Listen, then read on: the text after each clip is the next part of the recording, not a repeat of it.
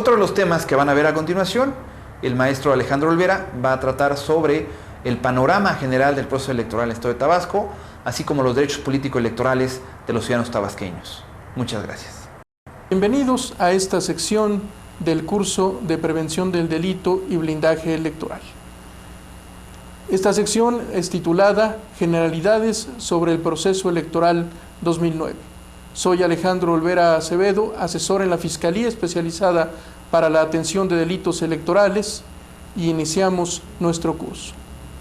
Para acercarnos a lo que es el proceso electoral, tenemos que decir en primer lugar que conforme a lo establecido en el artículo 39 de la Constitución Política de los Estados Unidos Mexicanos, la soberanía nacional reside esencial y originariamente en el pueblo, y se instituye para el beneficio de éste.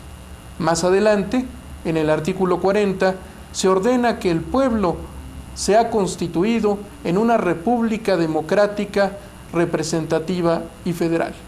En el artículo 41, se establece adicionalmente que el pueblo ejerce esa soberanía a través de los poderes ejecutivo, legislativo y judicial. De esta manera, en el ámbito del Estado federal, la soberanía se ejerce a través del Poder Ejecutivo, que se deposita en un individuo que se denomina Presidente de los Estados Unidos Mexicanos.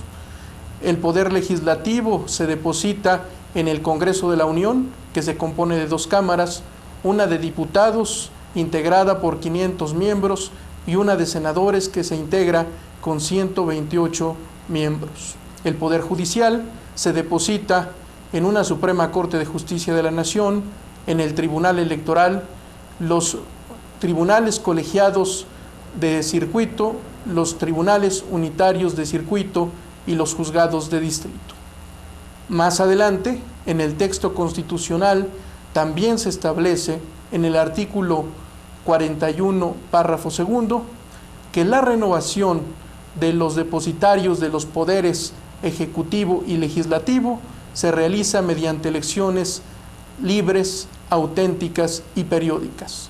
De esta forma, para la renovación del titular o del depositario del Poder Ejecutivo, el presidente de los Estados Unidos Mexicanos, se realizan elecciones cada 6 años. De igual forma, para la renovación de los depositarios del Poder Público en la Cámara de Senadores. La elección del presidente y de los senadores se llevó a cabo en el proceso electoral de 2006 y se llevará a cabo en el proceso electoral de 2012.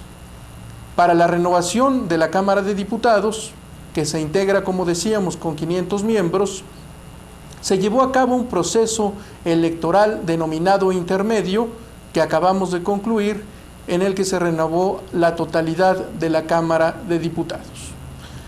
El proceso electoral federal se compone de 4 etapas. La primera etapa es la etapa de preparación de la elección.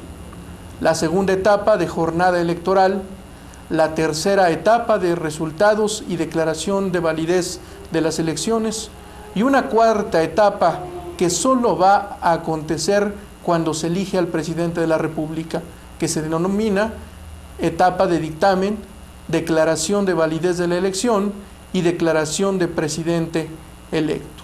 En los procesos electorales intermedios solamente contamos con las 3 primeras etapas de este proceso electoral federal. En el proceso electoral federal intervienen también las instituciones electorales o las autoridades electorales federales. El Instituto Federal Electoral, el Tribunal Electoral del Poder Judicial de la Federación y la Fiscalía Especializada para la Atención de Delitos Electorales, incorporada formalmente en el área de la Procuraduría General de la República. El Instituto Federal Electoral tiene como función primordial y que de manera general puede ser enunciada todo lo que corresponde a la organización de las elecciones. Es una autoridad que cuenta con personalidad jurídica, patrimonio propio, tiene una actuación independiente y profesional en su desempeño. Entre las atribuciones que encontramos del Instituto Federal Electoral se encuentra todo lo relativo a la preparación de lo necesario para que los ciudadanos podamos ejercer nuestro voto en las elecciones federales, que implican desde la adquisición de los materiales electorales, la papelería electoral, la preparación de los ciudadanos que recibirán nuestro voto como funcionarios de las mesas directivas de casilla, o inclusive la parte de la calificación de las elecciones en el ámbito administrativo. Pero es importante destacar que al Instituto Federal Electoral le corresponden también determinadas atribuciones en el marco de los procesos electorales locales. Una de ellas corresponde a la asignación de tiempos en radio y televisión para las autoridades electorales, tanto federales como locales, que así lo soliciten, y por otra parte, también en lo que se refiere a la expedición de la credencial para votar con fotografía y del listado nominal de electores, que son dos instrumentos que a través de convenios con los institutos electorales de las entidades federativas permiten su utilización durante las jornadas electorales para las elecciones de las autoridades de los estados y del Distrito Federal. También tiene otra facultad que lo deseable es que no se ejerza, que corresponde a la sustitución de la autoridad electoral en la organización de los procesos electorales locales. Esto porque conforme a la reciente reforma electoral se le atribuyó al Instituto Federal Electoral una facultad para que a solicitud del Instituto Electoral correspondiente pudiera encargarse de la organización de las elecciones locales. Es una facultad que en lo ideal no debe materializarse, porque tenemos la certeza de que en los institutos electorales de las entidades federativas existe tanto la capacidad como la experiencia para llevar a cabo sus propios procesos electorales en un ámbito federal en el que nosotros vivimos. El Tribunal Electoral del Poder Judicial de la Federación es la máxima autoridad en materia electoral. Tiene como función la resolución de los conflictos que pueden surgir en esta materia en cualquier parte del país, tanto en el ámbito federal como en última instancia también en el ámbito de las entidades federativas.